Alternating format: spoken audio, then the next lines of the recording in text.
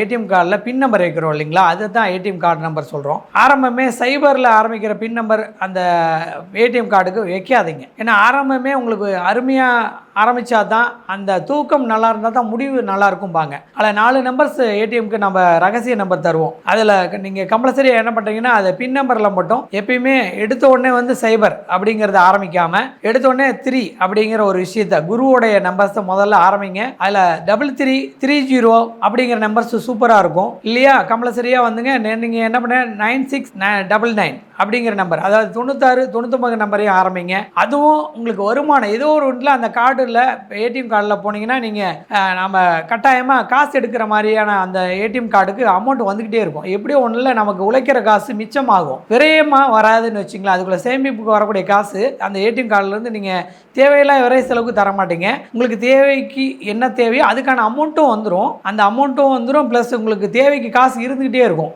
அது இல்லாமல் 1111 அப்படிங்கிறதையும் நீங்கள் அப்பப்போ யூஸ் பண்ணுங்கள், அதுவும் நல்லாயிருக்கும். அது இல்லாமல் 369ஓட 100 9 சேர்த்துக்குங்க. உங்களுடைய பிரபஞ்சமே உங்களுக்கு ஏதோ ஒரு விதத்தில் நல்ல ஆற்றல் கொடுத்து அந்த ஏடிஎம் கார்டுக்கு கேஷ் இப்போது எப்பயுமே வந்துட்டுருக்கிற மாதிரியே வச்சுருக்கும், நல்லதே நடக்கும். இந்த மாதிரி ஏடிஎம் கார்டு நம்பர்ஸை யூஸ் பண்ணுங்கள்.